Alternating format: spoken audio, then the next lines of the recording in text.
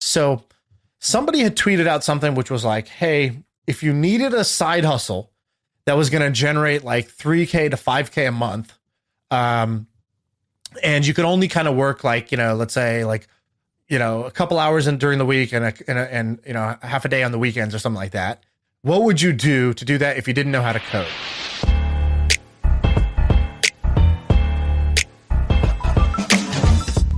Are we good? I'm a whole different guy, Sam Parr. You're looking at a man 4 days in to clean eating. And guess what? Wait, are you really? Now I'm on time. Guess what? Now my kids love me. Guess what? The stocks went up today for the first time in like 5 months. So a lot of things are going well here. What are you eating? I'm just like, I don't know if this is healthy or not, but I'm very heavy meat and protein right now and just like nothing bad and not eating late, not doing bad stuff. Dude, listen to this thing that I'm doing. It's called MyBodyTutor. Have you heard of it? I have heard of this. Is it like a text messaging thing? It's way more primitive than that. So basically, I pay them either $600 or $700 a month. I don't remember if it's $5.99 or $6.99. And this woman named Heather, she's like my coach. She just calls me every single morning, and I have to tell her what I ate, what I'm gonna eat today, and then I write down on MyFitnessPal what I've eaten the day before, and she'll say, yesterday was bad or good. Here's why. Tell me what you're going to eat today. That's all it is. It's a 5-minute phone call, and it's amazing. It's you should try this. It's actually quite good. I should try this. The fact that I don't want to try this tells me that I absolutely should try this. I think I might. I think I might do it because, I don't know. I'll tell you what. I'll tell you what's embarrassing. What's embarrassing was that a day and a half into just eating clean and just not like, oh, my daughter's leftover macaroni and cheese. All right, let me just eat these 3 spoons before I put it in the sink. Or like, oh, there's a free cookie here at this thing. Let me just grab that. A day and a half in, I felt a difference, which tells me how poorly I had been eating if I could feel a difference just from a day and a half of eating perfectly right.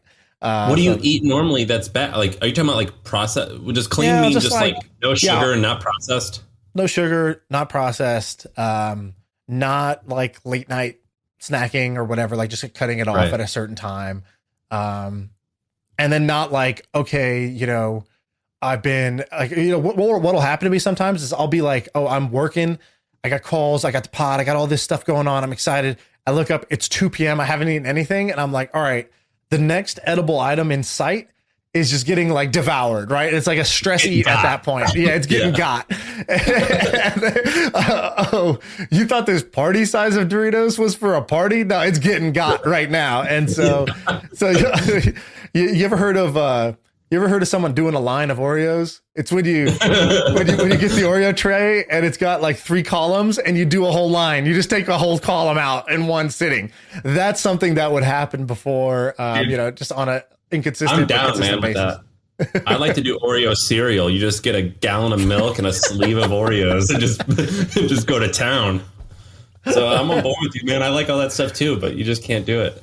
Yeah, I can't do it. All right, so we got a bunch of stuff. Let's do some of these topics. I don't know where you want to start. Actually, I just see my topics. I don't see yours. Do you have any? I had a few. We went through a lot of them the other day, but well, one thing that is quick. The classic. We went through a lot of them the other day. The classic. No, I'm usually really prepared. But did you see that Conan O'Brien's thing got acquired? Team Coco. Yeah, you texted this. So what is it? So he has a podcast network, or is just his one podcast? It's a podcast network, but I think he's the heavy hitter, and it's for like sold 160 million or something. You said, right? Like a pretty 150 to 200. I forget the number, but they have 16 million downloads a month. We have 2 MFM or 3 sized. million. Yeah, we have 2 or 3 million a month. So what does that put us worth? And ours is a business. Like, it's the people listening. You guys are richer than like Conan O'Brien's audience. Yeah. And we're way better looking and way more funny. So, if you just take his multiple and you say, all right, divide by 8, we don't do public math. So that's unfortunately just the problem. We're not going to know how much worth because we don't do public math. And moving on to the next topic. I think that's $20 million. Who bought it, by the way? Sirius bought it. Okay, so he's gonna like go exclusively to them.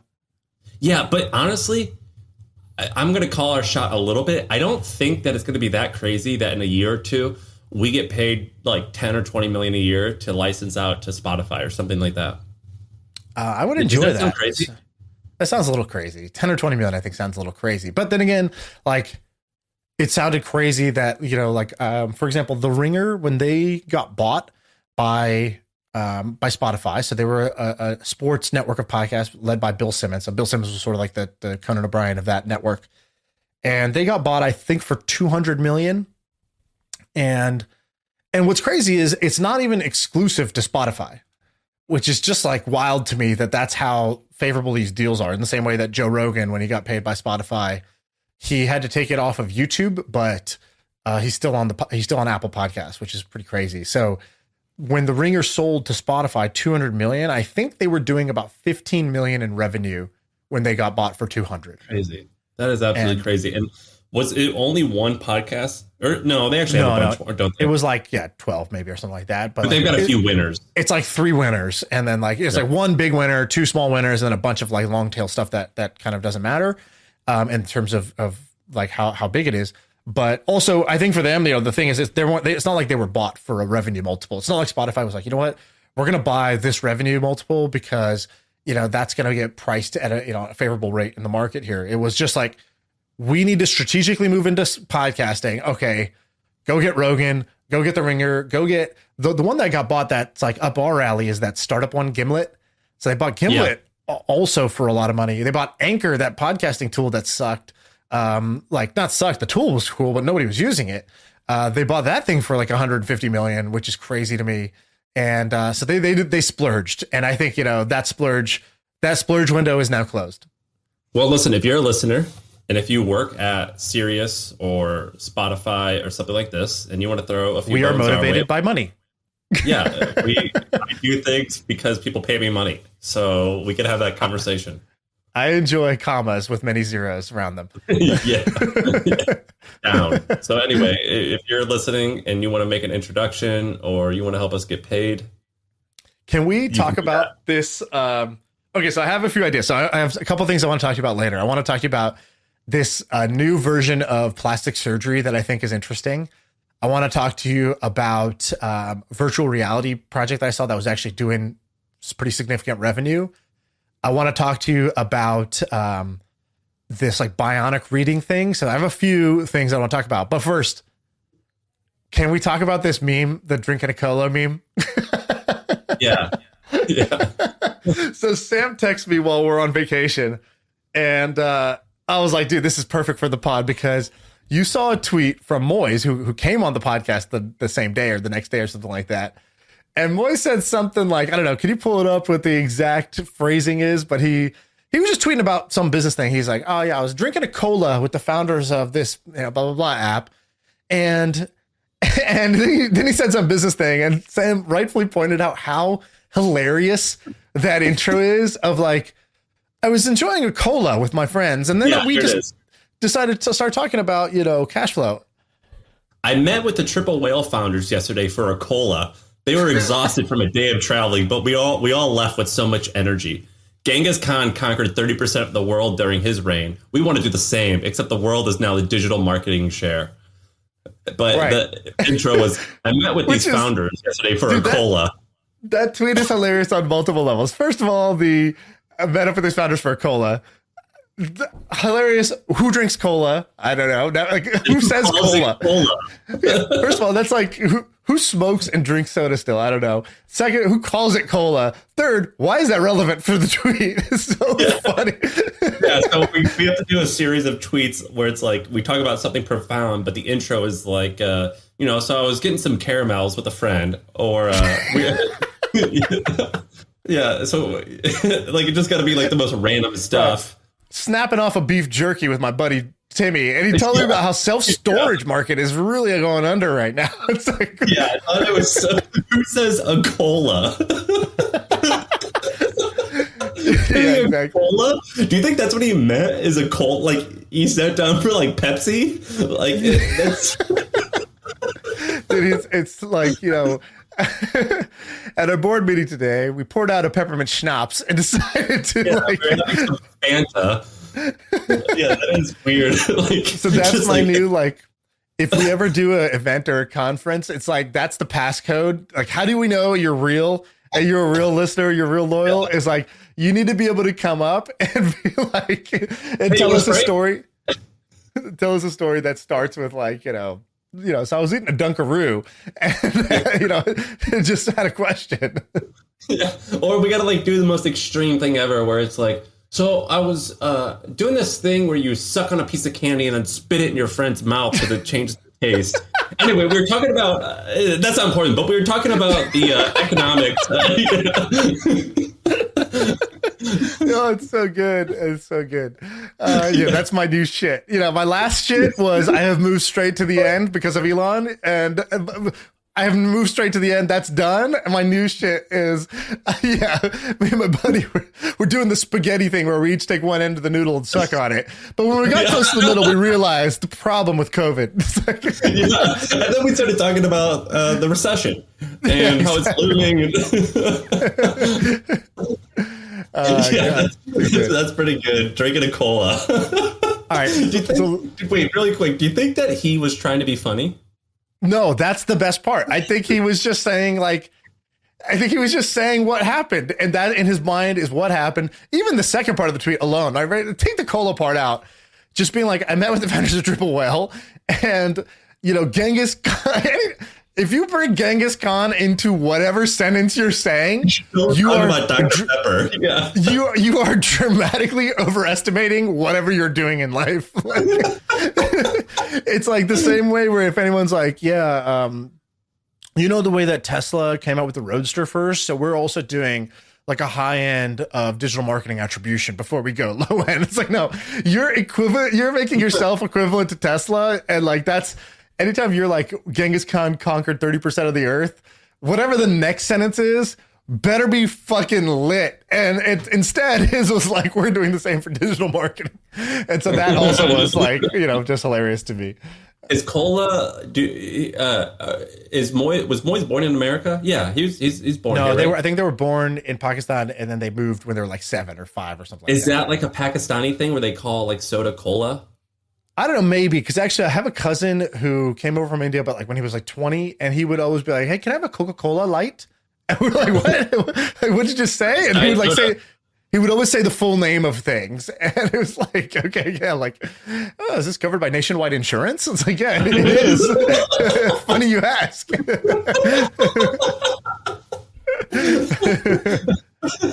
This is awesome. We could go on this forever. Yeah, it's too much. It's too much for me. All right, so I want to talk about a couple ideas. Did you see this thing about? I have this link in here. You can see it's this surgery that guys are getting that costs $75,000, but it'll make you 3 inches taller. Do you see this thing? They break your. That's a great thing to text to like your friend who like is a little short. You're like, hey, heard the news. Good news. Yeah. Congrats. Congrats! Heard about the scientific breakthrough. Oh, what happened? You got a vaccine? No. They break your femur and they'll put a rod in and it'll make you 3 to 5 inches taller. And this thing is like apparently just popping off. And I've just been looking at this like, it's like, what are the big problems that nobody wants to admit to but are real? I just think that that's an interesting prompt for business ideas. So it's like our buddy Craig Clemens does this where like one of his products is like one of his best selling products, right? Like he's got these D2C companies that do like, I don't know, over 100 million a year in sales as part of his like bootstrapped thing. And I think one of their products was like some toenail fungus remover. And it's like just like the unsexiest thing, but it's like common. And it's actually something that people really want to get rid of, right? Or something that people really want to change. And I think height is another one. I've seen this now in 2 places. So first I saw this surgery thing and I was like, oh, that's funny. Like the article was written almost like, can you believe this crazy thing people are doing? And in my mind, I was like, yeah, I can totally believe that. I think being 3 to 5 inches taller is fucking awesome. Yeah, exactly. Like if you're going to get breast implants or like a fake ass, like, yeah, this is I'm on board. Exactly. And I was like, being taller is like, just awesome. Like if you gave me 3 inches, I'd be very happy and I'd earn more money and I'd be more liked. Like that's just a thing. Like Ben, how tall are you? You're like 6'4", right? Yeah. Yeah. So correct. You already know the advantage you have. You're so privileged, dude. You shouldn't even talk in this podcast. You're so privileged. You're speaking from tall privilege right now. Check your privilege. Yeah. You need to check your tall privilege at the door right now. I had a girlfriend one time. Not like a girlfriend, but like a girl I was familiar with who told me, I can't tell if I think you're actually handsome or if you're just tall. Yeah. By the way, Sam, in your course, there's a review from me saying like, Sam's copywriting course, it works. I got 3 extra inches in 2 weeks or something like that. And did you write that? Because people keep coming to me to be like, that's so funny. Yeah. They're like, dude, that's so funny. And either I blacked out or someone is just impersonating me because I don't remember writing that. But it's hilarious. Basically, if you go to trycopythat.com and you scroll all the way down, like on the sales page, you'll see like and it says Shaan Puri. And then the review is, loved it so much it gave me 3 extra inches. Totally 5 out of 5 stars. I thought you did that, which was funny, but the fact that someone else did it and wrote your name is even funnier. Yeah. Yeah, exactly. Dude, I knew a guy. Yeah, so this is an interesting question. I know a guy named Nat, and he's got an app. It's called like, I forget exactly what it's called, but it helps you with a Kegel. Do you know what a Kegel is? I think a Kegel is the exercise that you do, or is it the muscle that needs to be stronger? It's the exercise. It's the exercise that you have to do that keeps you from pre-jacking early. I guess that's an oxymoron. Or I like how you just shortened it. You're like, if I just say half the word, it's half as bad. The other thing, I think women do it, which is like supposed to be just like good for you in general, but also like tightens for women. It kind of tightens. It helps them helps sex feel better for them, I think is the idea. Well, this guy, and he created an app for men to keep you from just jacking early. And I think he kills it. I mean, let me guess. Like, it's not a huge doing thing, pretty but like well. 10 grand a month. Yeah. Wait, what? I guess, let me guess, it's doing pretty well. Yeah, it's doing good. And so that's like another one. I don't know if that's that big of a market, but what else is there? I think it is a huge market. I mean, look at what Roe and Hims did, right? So they took erectile dysfunction and they wrapped a brand that you won't feel embarrassed you're, like associated with around it, right? Like the value of Hims is partially the telemedicine piece, which is like, you don't have to go to a doctor and talk to somebody face to face about this. So it's like reduces shame on one end. And then on the other end, it reduces shame the other way, which is you get the package. There's no label on it. It's like completely discreet. And secondly, like they made their brand cooler so that you don't feel like a schmuck for using, you don't feel like something's wrong with you or you're broken in some way for using them, right? Like that's like the value of their brand. And that's why they built literally $1 billion brand doing that. Yeah. Here's another one. Have you ever like cheese grated your foot to get the callus off? You know what I'm talking about? Like, that's the most country thing you've ever said. No, I have never done that. Like, like with Parm. Have you ever had like? Oh, but I know what you're talking about. Like, cheese? I've seen a girl doing this on this. Like, there's like the equivalent of like a sweet potato peeler or whatever, and they just like use that on their like to get their callus off their foot. Yeah, so I just sent it to you in the chat box. It's basically I bought one the other day because I had just like calluses on my foot, and it's basically just a cheese grater, like a for Parmesan cheese. But they just call it a foot. They call it a colossal foot rasp. A foot file is what they call it. It's got almost 100,000 reviews. Oh my God. This thing has 82,000 reviews on Amazon. It's just like a cheese grater that they just have you ever seen a product with more reviews than that? Like the Hot Pot has, the Instapot or whatever has that many reviews. Is that crazy? It's a $10 like made in China cheese grater that they just call a foot file. Is that amazing? Is insane. That probably cost them 50 cents, right?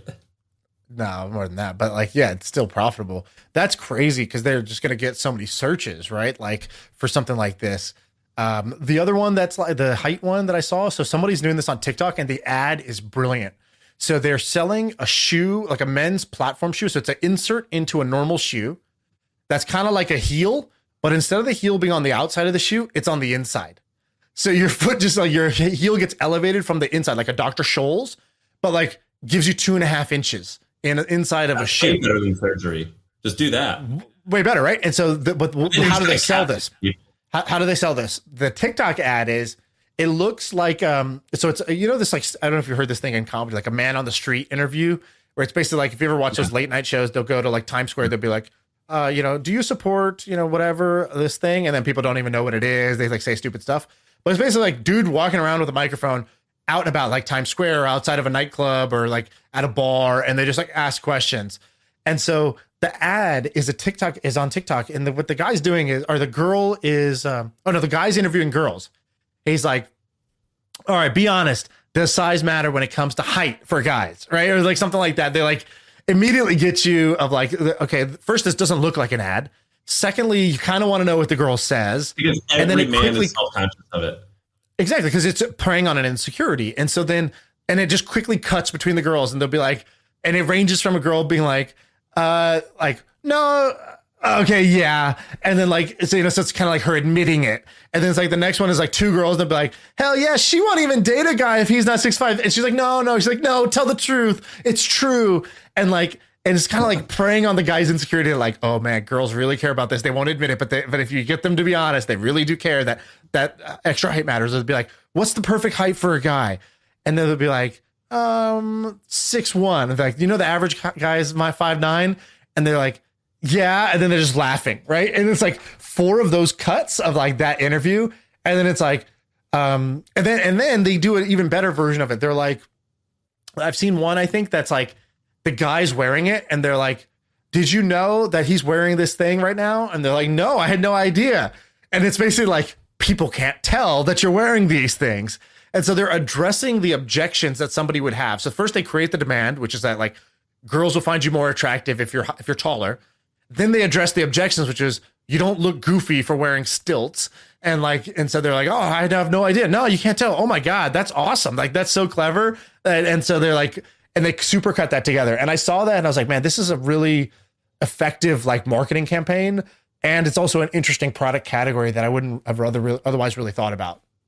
That's actually interesting. Yeah, this is pretty cool. That is a good one that people are embarrassed about. They need to do an ad about how like everyone who says they're 5'11" is really just 5'9", because no one's actually 5'11".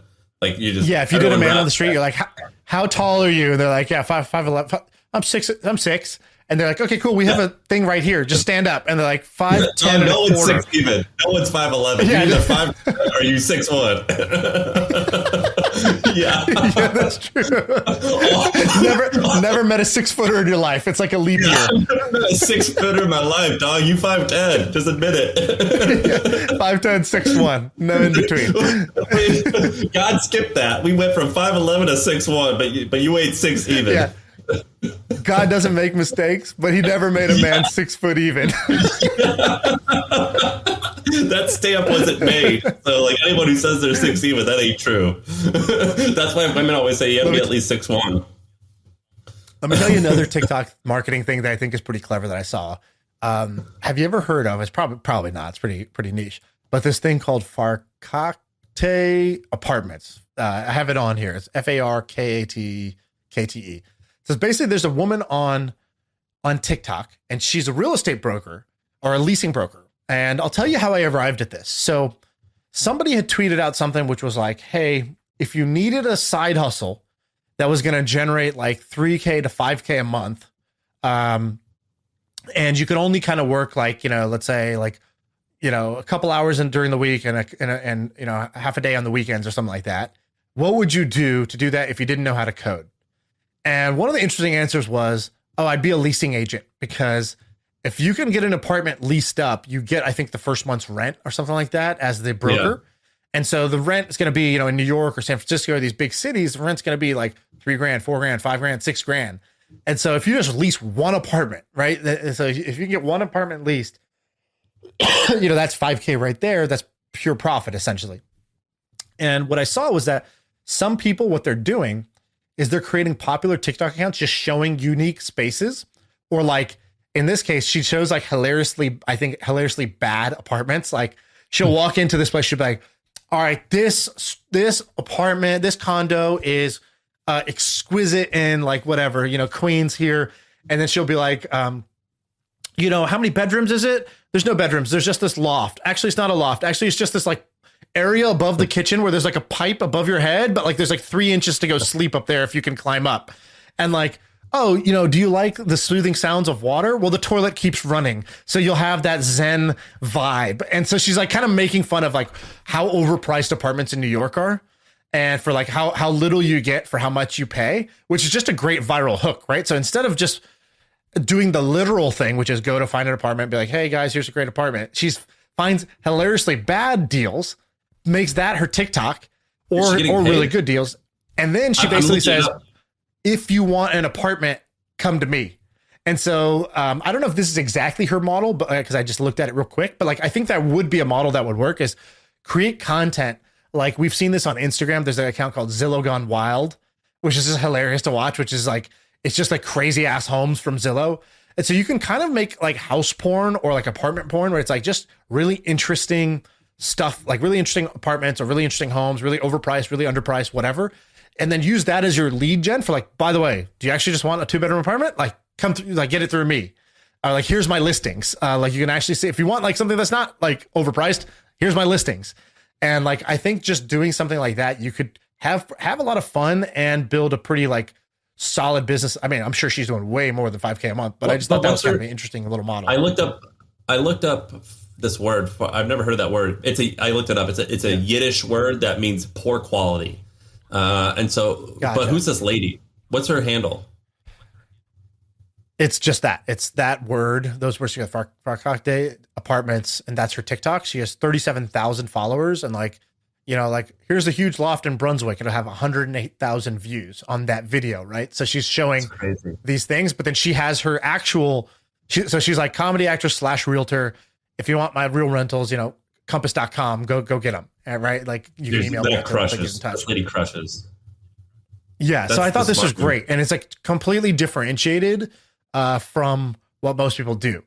And so like, I'm trying this right now with the Milk Road, which is like, I'm really obsessed with this idea of like, if you combine two things that are usually not combined, you don't have to be great at either one of the things, because you've created a whole new combination, right? Like this happens in food all the time, where like you've talked about this formula in food, like jumbo donut. It's like, you don't need to have the best donuts.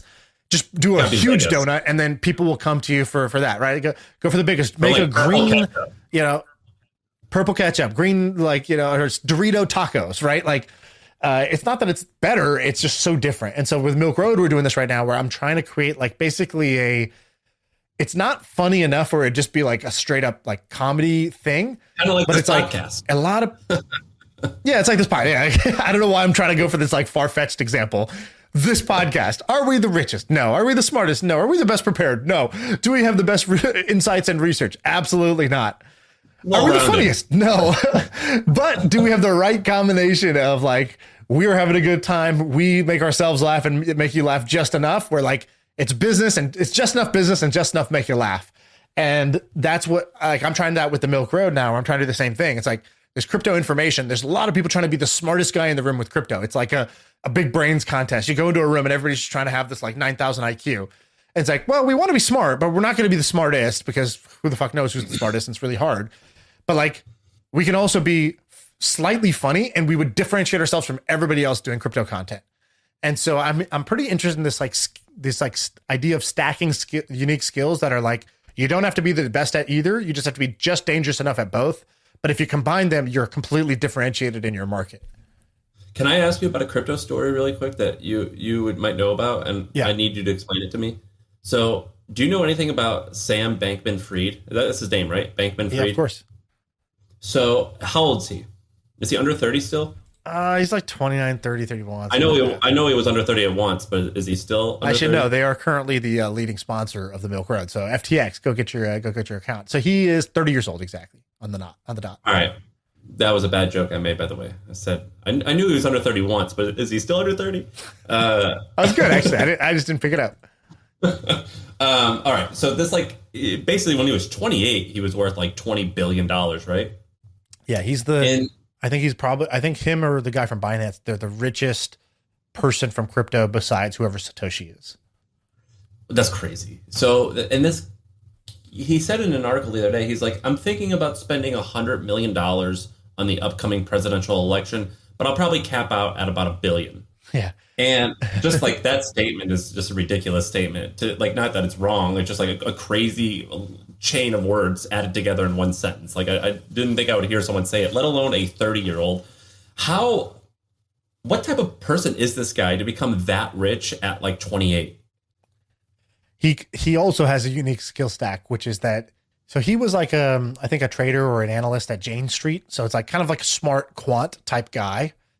And then, I think I've told the story before. You know the story about the kimchi like arbitrage or whatever? You know this? Not exactly. I know that he did some arbitrage, but I don't understand why Bitcoin would be cheaper in Korea than it would in America. Well, it's all about kind of access and the liquidity of the market. So some markets, like for example, Japan is where the access was the hardest. So I think, let's say this, for example, the government's cracked down on exchanges. So you can only get it in the black market or on these small niche exchanges or these foreign offshore exchanges. There's a lot of friction. And so because of that, and you can't access Coinbase.com. Yeah. At a given time in Japan, you couldn't easily buy Bitcoin. Because of that, to buy Bitcoin in Japan, you were paying a premium. So in theory, you could, let's say Bitcoin is priced at 30 grand. You could buy Bitcoin for 30 grand in America.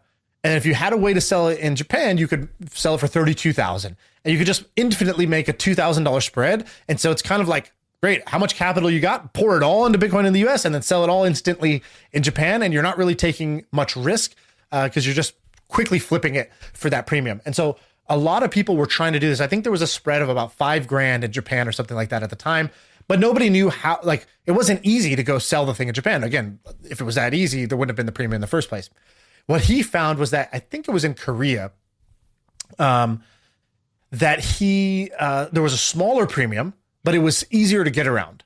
And so what they did was they literally flew to Korea or whatever, and they talked to local banks, and they were like, hey, we would like to have an account that will allow us to, wire money in significant size every day in and out. Can you support that? Can you support that action? Because I'm going to basically be transferring in call it $2 million in and $2 million out the same day. And it has to be the same day. Just calling that action makes it sound cooler. Can you support that action? That's such a better word than the amount. Can you handle that size? That's my new ship also, by the way. Just being yeah, we got to be able to do it in size. Or yeah, they're moving in size. It's I was going to say action instead of the word amount. So asking my wife how much beef she wants me to buy at the store. How much action do you want? How much action are you trying to get on these ribs? in terms of oat milk, are we trying to move size? Or how much action do you want? Yeah, it's crazy. Oh my god! So basically, what ended up happening was he had this company, whatever, Alameda Research or whatever. But he saw that I think it was the kimchi premium was the big premium was if Bitcoin was 10K in the US, it was 15K in Korea. And I think in Japan, there was a smaller one. And so he was able to do it in Japan, and he made something like $20 million doing this arbitrage in one summer.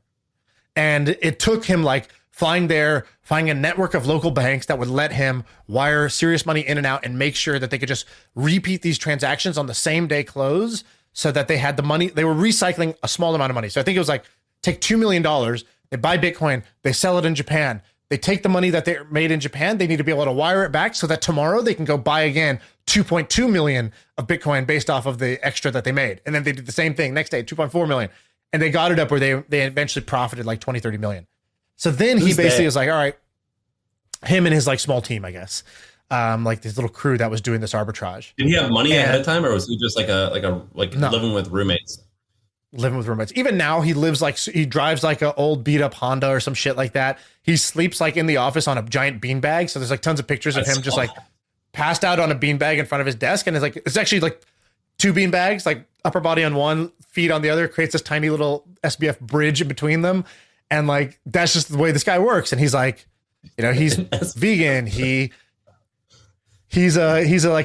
practices a thing called effective altruism, I think is what you call it. And so that's his thing, which is like his goal is like this philosophy. And the goal is make as much money as you can so that you can give away as much money as you can. Like that's the point of making money, is to give it away in the most effective manner possible. And so it's like earn to give is the like name of the the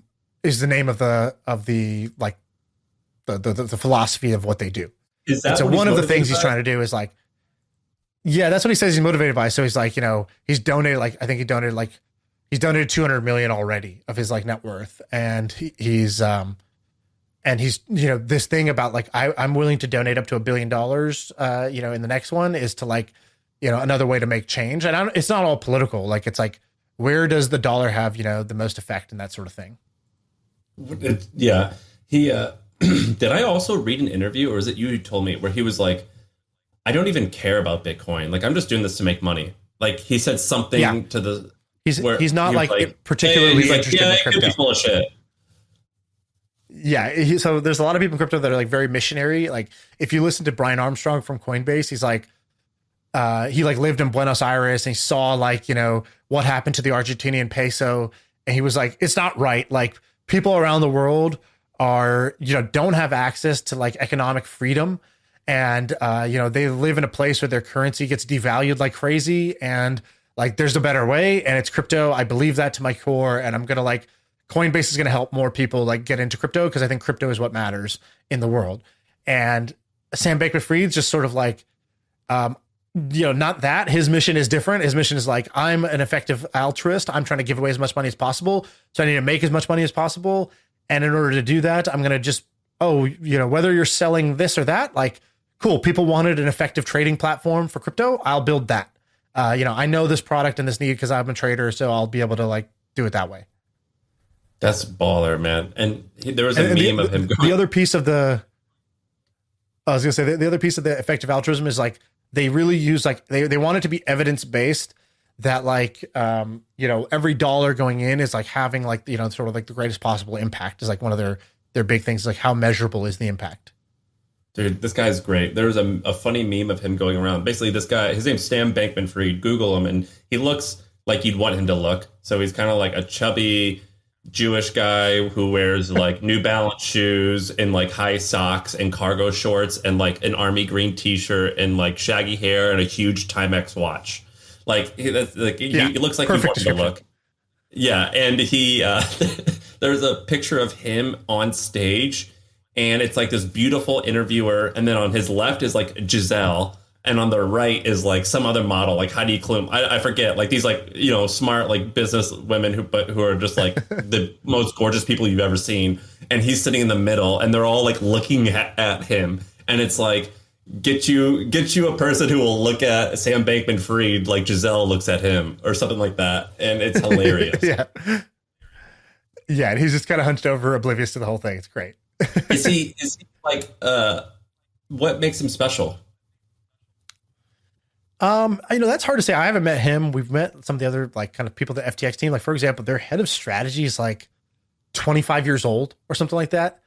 He might be 24, and he's like the head of strategy there. He like started off in customer service and is now the head of strategy. And so I think they just like, if I could just kind of comment on like what you see as the culture for them is like, they go hard. What I mean by that is like, they're like, they're really sharp. They're like kind of like quants, and then they like work, like, it just seems like they work very hard, and they move as fast as crypto moves, which is very, very fast. And they didn't like, there was no like invisible walls for them. Like, the company's based in the Bahamas. They grew like crazy. When they wanted to do marketing, they're like, okay, go get Steph Curry and Tom Brady and like, you know, Larry David, and that's who's going to be our spokesperson or whatever. Like they like pulled no expenses. They like bought Arena. Like, he called somebody. I know the guy who, we met the guy who did the athlete rights for them. And basically he was like, yeah, we got on a call, and I was like, okay, so like, what are your goals with like, you know, sports sponsorships to help, you know, FTX? How are you going to measure this? He goes, how much does it cost to have the Yankees stadium renamed to FTX Stadium? It's like, yeah, I don't think that's even like for sale. He's like, okay, what about every ad inside the stadium? And he's like, that's a lot, man. Like, maybe we should just like kind of like crawl before we walk and before we run. And he's like, I think it would be most effective if we go get Tom Brady and Steph Curry and Yankees. Like, you go do that and then tell me when you have them. Like that was essentially the call.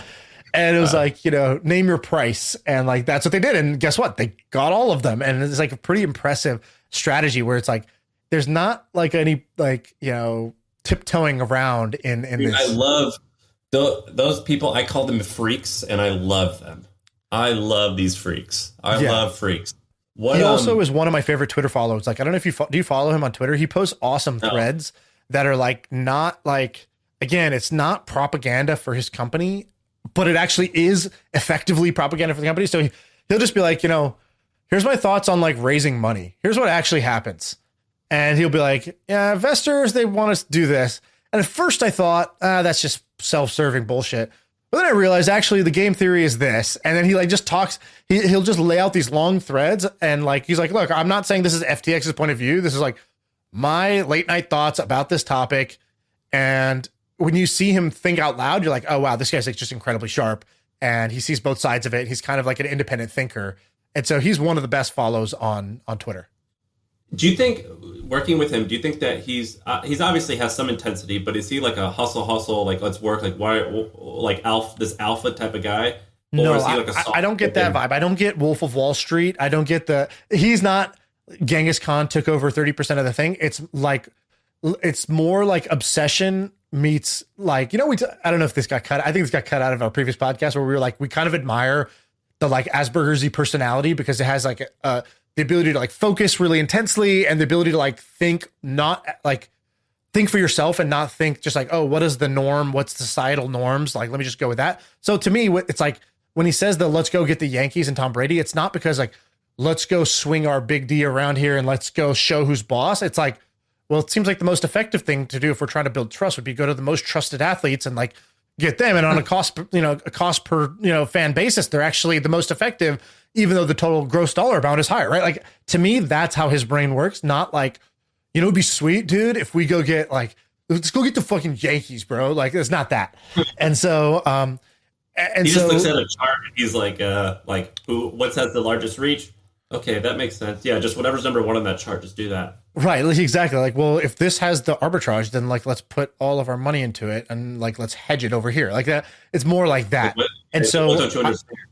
And so I think that when they, in the same way, like the intensity of the company is high, but I don't think it's because it's like, bro, we got to grind if we want to make it. Oh, you take weekends off. You're soft. Like it's not that. It's more like, oh, I haven't eaten in 36 hours because I've just been like really interested in this problem. And I'm staring at my screen and I forgot to eat and I forgot to shower. And I guess I'll just sleep on this beanbag because that way I don't need to commute because commuting wastes at least, an hour a day. And like, why would I waste an hour of my day? Like, I can sleep on this beanbag. In fact, it's ergonomic or whatever, like, I think that's more how the brain works, where it's like this hyper rationalism is what I would call it. I wonder what he's like as a CEO. Like, do you think he holds one-on-one meetings and like, because he just does not look like. Well, we should have him on. Him and their head of whatever. They wanted to come on the pod, so I think they're protecting him a little bit. Like he's now super busy with like press obligations or whatever. Like so, I think they were trying to have like the number 2 guy in the company come on the pod, and so this guy Brett. So I think he'd be really interesting too. But everybody wants SBF because he looks like he's the Zuckerberg, right? Like Cheryl might be the secret weapon and the one who actually runs the show, but like. Zuck is this like alien character that people are fascinated with and they want to like poke them and be like, oh, look, it moves, And so I would love to get Sam on. I wouldn't mind having a guy who is his boss, a guy who works for him, as long as the guy coming on would be cool. With We're only going to ask you about Sam. Is that cool? Yeah, like, oh, wait, no, I don't think you understand the assignment. We don't care about like you. That's not annoying, right? Yeah. Dude, it's like if I meet someone who's like, oh man, love the podcast. I'm like, dude, great. So glad to meet a fan. And they're like, Sam's so awesome. What's it like to be around Sam? I'm like, oh, fuck you, dude. I'm busy. Like, I'm not going to sit here and talk about Sam. Well, we've had a couple of guests and they're like, cool. And they like say like, oh yeah, I worked with Steve Jobs. And like, wait. All right, let's just, let's just only focus. Scrap your current thing.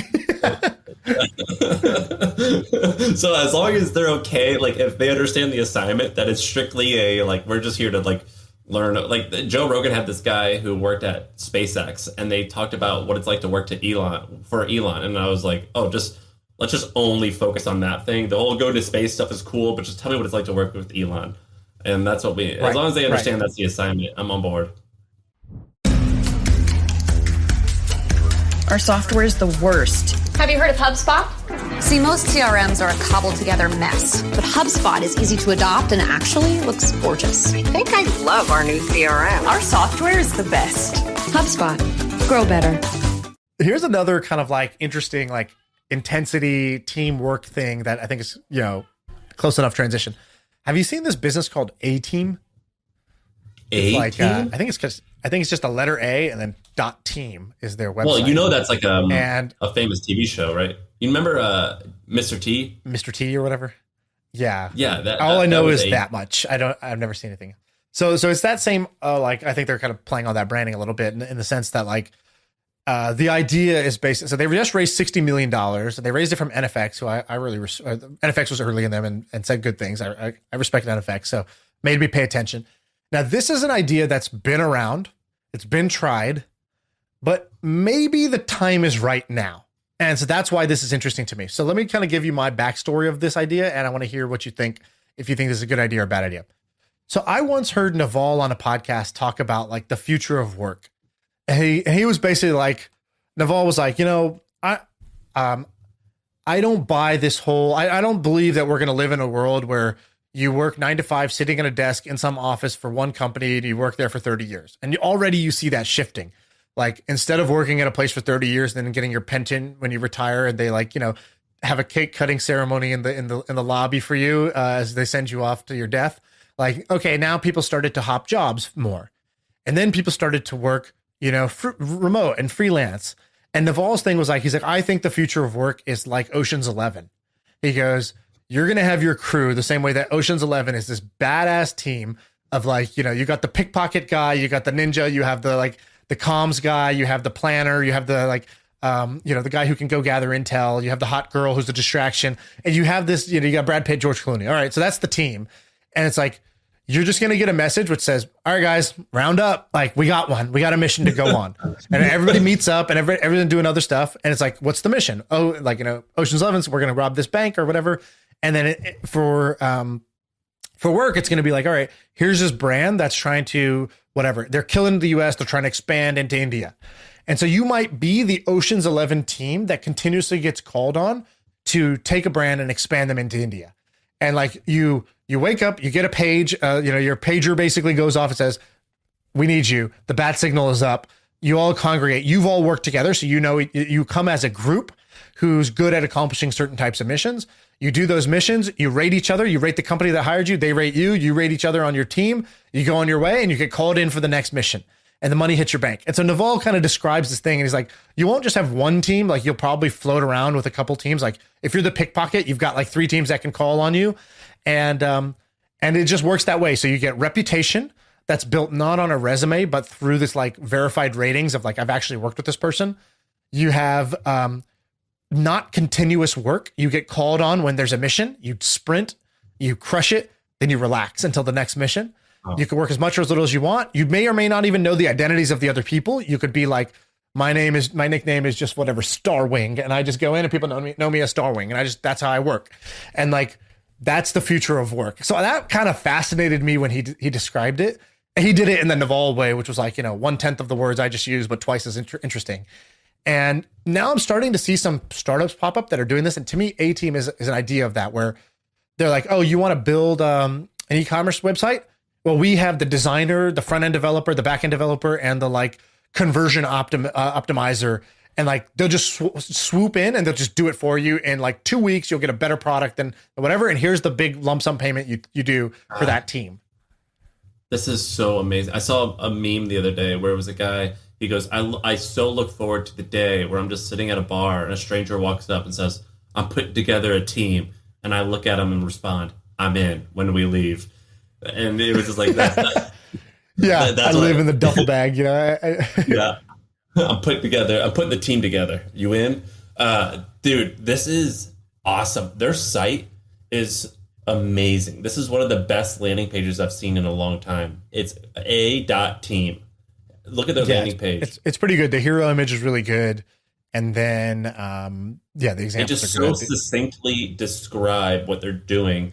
So you just log on and you see it. It's a relatively strange concept, and they describe it in like 2 sentences wonderfully. This is awesome. I'm not sure. I think it's quite bold to say it's the future of work. I don't think that that's what it is, but I think it's like a subset of freelancing that's going to be amazing. Yeah, exactly. It's not everybody, but in the same way, like the gig economy made it so that, I can, like, a thing that didn't happen 10 years ago or whatever, like, was you wake up, you like hop in your car, you open up your phone, boop, this guy wants a ride over here, drive over there, pick him up, drop him off, cash at your bank. You made $16 for that ride. Oh, you want to stop working because you want to go pick up your daughter from school. You swipe to log off. You're off work now. You want to get back on later, at midnight and take people to the airport. All right, you can do that again. Like that whole gig economy thing where your phone just gives you jobs, like gives you work that will just pay you small micro like payments off your micro tasks. That's pretty cool. And that's like a thing that Uber and like TaskRabbit and DoorDash all brought to the table. So I feel like there might be the next version of that, which is like for highly skilled cross-discipline. Like I know I could do this, for example, like I have 3 or 4 people where it's like, that's the great developer. This is the great designer. I'll be the marketing guy. And this guy will be the, whatever But the problem is that they're not available like to do stuff. And this is creating an opportunity for them to be available. But if like I've gone to the Shopify marketplace and I've used Upwork. And oftentimes when I use Upwork, it's just like a guy in India who's like the face. And he's got like a team of like 8 guys. And like, isn't that kind of what's already happening? They just package this in a far more sophisticated and sexy way. Yeah, they did in a more sexy way. And I think it's more for premium like things. So like in the same way that like if you don't want the India thing, but you want like it's sort of like what an agency does. But what agencies do is they specialize in one vertical. So it's like we do SEO, we do Facebook ads, we do copywriting. And what this is saying is like, no, you're trying to launch a marketplace. You're trying to launch a new NFT marketplace. Well, you're going to need somebody who's great at email marketing. You're going to need an engineer who knows smart contracts. You're going to need a designer. You're going to need a social media person. So like whatever, they give you the 6 cross-disciplinary people that are good at building marketplaces. And that's just like a different cut of the same idea of agencies. This is awesome. This is one of the cooler companies I think I've seen lately. This is amazing. Yeah. How'd you find this? Because the guys I follow at NFX, they were like, hey, this company's growing really fast. Like, fast. I forgot what they said, but it was like growing super fast. And I was like, how fast? And, that's why I started looking into it. And it reminded me of that dreamy idea that Naval had brought up. And I was like, oh, maybe now with COVID, maybe now the time has changed where like there's enough really talented people that are no longer like locked into jobs because they're at home, they're remote. They've got like all the right people. If you go to like their team, it says that their featured advisors are the guy who started Fiverr, which is crazy. The guy who started Fiverr also started Lemonade. That's pretty wild. The CEO of Upwork. So like they've got all the right people on board. Wow, yeah. This is an amazing company. This is a badass find. I'd never heard of these guys. Yeah, wow. That's cool. All right, take another idea off this list and another topic off this list, and let's do that. Let's do that one. Yeah, I literally never read DocuSign. I just sign. This is more like I just needed to verify with you. Do you also do this? Like, dude, when I get a DocuSign, I'm not reading it. I'm not gonna lie. You can scam me pretty easily. Have you seen the South Park episode where like it's like what they do is they create you know what a caterpillar is? No. So it's like do I want to know? They take a chain of 6 people and they okay, I think I know. Go ahead. They sew their mouths to the person's butt, and you just got to stay there. Okay. And Apple does that to people because it says it in the terms and conditions in iTunes when you sign up. And the whole episode is like, whoa, Stan, you didn't read the terms and conditions of Apple before you click yes? That's crazy. Of course, like you have to go do a caterpillar now because that's what it said. I can't believe you didn't read it. And it's like this whole thing. But, dude, I've been getting DocuSigns lately where they literally just send me the sign page. and they don't even send me. Yeah. Yes. People are like, hey, here's the Docusign. It's just a one underline and it says sign here. I'm like, sign what? What am I signing? Yeah, it's called a signature package. And basically, I've got it in the context of a company that I've invested in. They need me to sign paperwork for some reason because they're raising a new valuation at a higher valuation. And they literally just send me the signature packet. And like I have, it's 4 or 6 things. And it just says like Sam Parr and then a line and signing. And I have no idea what I'm signing. And so, yeah, like A, yes, I do that because I just don't read the stuff. And B, sometimes they don't even send me the stuff to read. They just they just sign. I have no idea what it means. Do you get that? Yeah, I've been getting those and I'm like, all right. It's one thing if I'm not going to read it. For you to not even write it, it's like another level of arrogance here. And like, poor form that we're taking. It goes from like lawyer@fu.com and just sign this schmuck. Just like sign this nerd. And just show his law firm's name Fuckman Banks? What is that? What do those guys do? He was based in New York? Yeah. Why is Seymour Butts asking me to sign this stuff? They're just messing with me. Yeah. That's crazy. It's like, when people really want to get us to respond, they'll like Venmo us money or they'll like PayPal us money being like, oh, I'm being super creative to reach you, to get you to read my message or whatever. And I'm like, it doesn't really work. I don't really like that. And it makes me feel uncomfortable. And like, generally the people I want to meet never do that. So I'm like, generally this is not a good signal for you. The other day, these guys were emailing me to try their stuff, and they're like, "What are you, soft? You're not up for the challenge?" And I was just like, "I am not up for the challenge." And they just replied with, "Okay." It's like, you're correct. I am not up for the challenge. I think people, they hear us on here and we're joking around, and they're like, what if I take that joke to the next level and I make it weird and they don't know me and they somehow think that's going to work? It's like, this works as me and Sam have known each other for like 10 years and the jokes are meant to be jokes. They're not serious. And it's like, then you take that same idea, you make it serious and you do it from a stranger. It's like, no, that's not the same thing. Yeah. I actually don't like the annoying, the other day, this guy sent me an email, and in the subject line it said like, you're a C-word sucker, and he's like, made you open, and I was like, oh, I don't like that. That I find that to be inappropriate and not cool. Like I'm not on board with that, and that's what he said. But I can totally see how somebody would listen to this podcast and think, they'll love that. Yeah, or like why are you approaching me? It's like we're that's what we're doing. Where we're like, oh, I love this copywriting, and just do what you got to do. And for the hustle, I was super annoying getting people to be conference speakers. Like, yeah, but I don't like when it happens to me. Yeah, but I didn't call someone like a little bitch. Like people will call me that. They're like, "What's up, you little bitch?" I'm like, dude, I don't know you. Who was doing that? Like, somebody was doing that. Somebody who worked for us was doing that, right? Yeah. I'm not calling them out, but they called us a little bitch. And I'm like, dude, you're an intern. Don't talk to me like that. And like, my friends don't even call me a little bitch. Like, what are you talking like that for? It was like, I think it was an intern that called us that. Yeah. Oh, I know. I think it was Abreu. Abreu used to call us a little bitch. I wasn't going to call them out. You're like, I'm not going to call them out. Oh, unless it's Abreu, in which case. It was Abreu. He was our producer, and he'd be like, time to work, you little bitch, or something. And I'm like, dude, don't talk to me like that. I don't talk to you like that. It's like, why are you calling me that? Yeah, Abreu came in really hot. He came in really hot. Let's do one more. What's this? Yeah, no, I mean, I love him, and he could talk to me that now that we're friends and not coworkers. But when we were coworkers, I was like, dude, I was like offended. I was like, please don't call me that. That I don't like that. Zelensky deepfake. What's that? Oh wait, no. What's the history of the internet? That's a longer one. I went down this rabbit hole of like the history of the internet, like how it came out. Pretty crazy, just crazy stuff. I'm not going to do that one right now. That one's too long. But Okay, so Zelensky deepfake. So people know about deepfakes, which is like I think a lot of people who listen to this probably know about deepfakes. But if you don't, it's basically the way that you can Photoshop a picture to kind of like edit it and make it look a certain way, and it looks real, but like, oh no, that's been Photoshopped. You can now do that with video, which kind of means it's not as easy, right? Like there's not harder. An app I can download.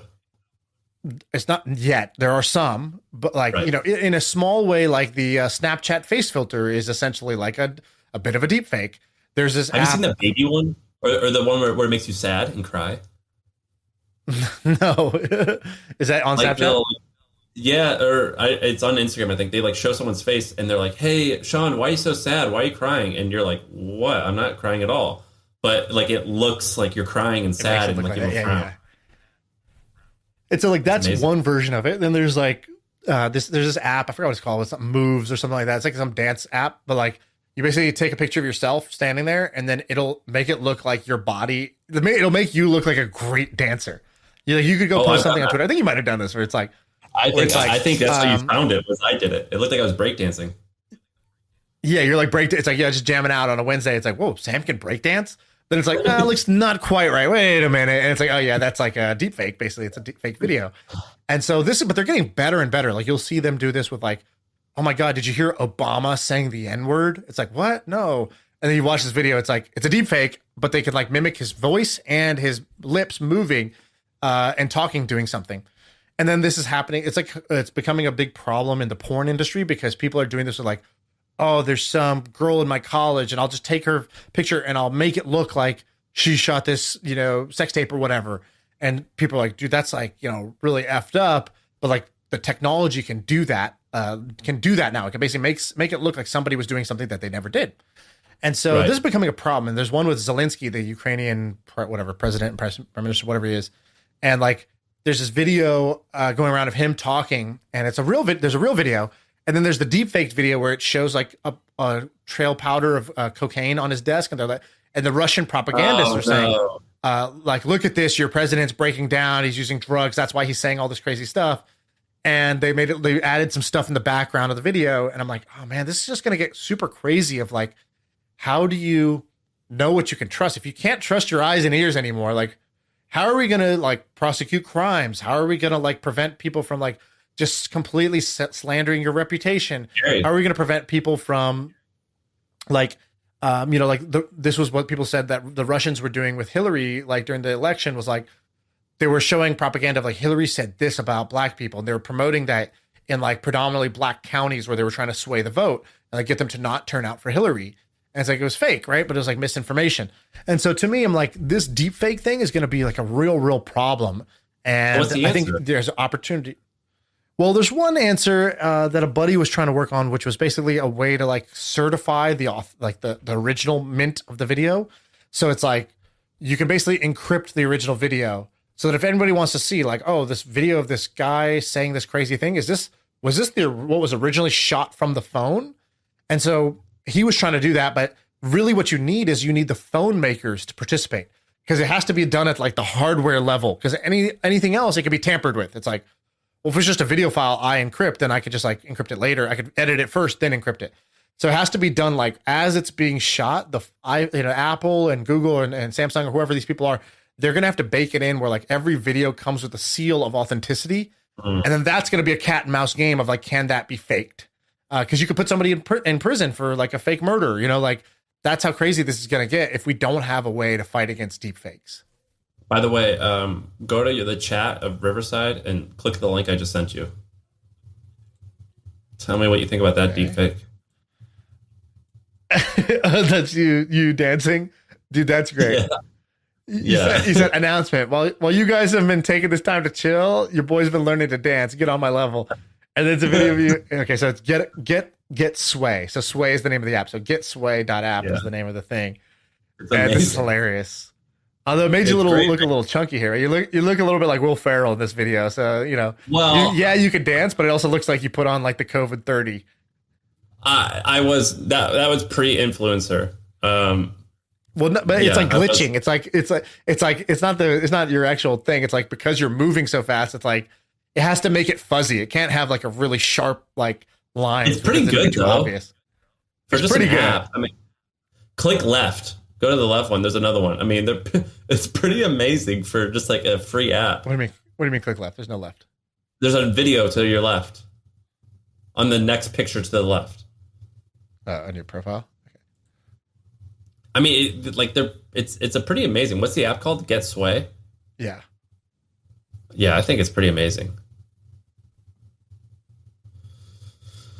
Anyway, so I hope some smart people out there are working on deepfakes. I'm curious what people are going to do. The only solution I know is doing it at the hardware, the operating system level, and even that's probably not perfect. But if somebody does figure out a perfect way to do this, that's going to be very, very valuable technology.